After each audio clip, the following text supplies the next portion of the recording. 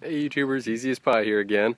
Today I'll be showing you how to change the engine compartment gasket on your Kawasaki 440 stand-up jet ski. This also applies to the 550s and 650s and pretty much any jet ski that has an engine compartment gasket that needs replaced. It's pretty simple and straightforward. Here are a few items you'll want to have on hand. Something to scrape away the old gasket, razor will come in handy, and then some goo gun to get some of the old residue off. For applying the gasket, obviously you'll need the gasket. You really want some contact cement. This stuff works very well, and you'll want something to apply the contact cement to the gasket there. And then additionally, you want that razor for final fitting. Whenever you join the two ends, as you wrap it, you want to make a nice clean fit there, so that'll come in handy. It has pretty much no structural integrity left to it. You can see it's all cracked in the corners here. That gasket, I doubt, is giving me a very good seal, so this one will work a whole lot better.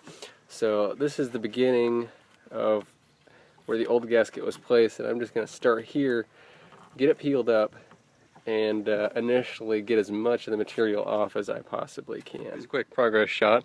You see the old gasket on the ground there, so I just used the chisel as I went around and just kind of lightly remove that material. And you'll just continue to do that until you get pretty much all this black stuff off, and then you'll step up to your goo gun to get it down to the bare hole. Now you can see I've got that channel pretty well cleared out here. So I'm just going to take a bit of goo gun, pour it into the channel, and then just work it around. And then once I've let it sit for a couple minutes, I'll just go in and start rubbing the rest of this adhesive and foam material out of there. And that's about what I want that channel to look like.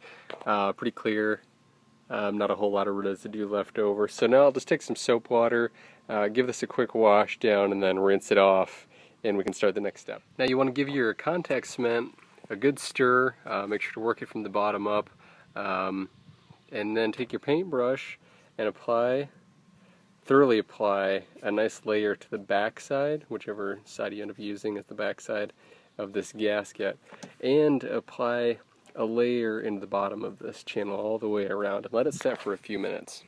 And once you've let your gasket and the channel with your contact cement set for several minutes, start applying it at whichever end you choose to start, and then slowly work it around. Don't stretch it too much, or don't pull on it, but firmly press it down into this channel as you go along. So then once you've worked it all the way into the channel, you get around to the end, just use a razor and get these cut as close as possible to one another, and then put a little bit of glue between the ends.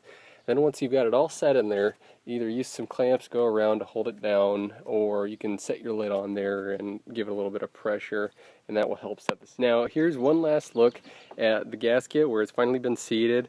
It's nice and centered all the way around, and this will do the trick. Now these same principles apply to installing your hydromat or hydroturf in the footwell. Here you can do the exact same thing as far as installation goes. It may just involve a little more precision cutting unless you've got the kits that come with these pre-cut. Otherwise, that's really all there is to it. I hope this has been helpful.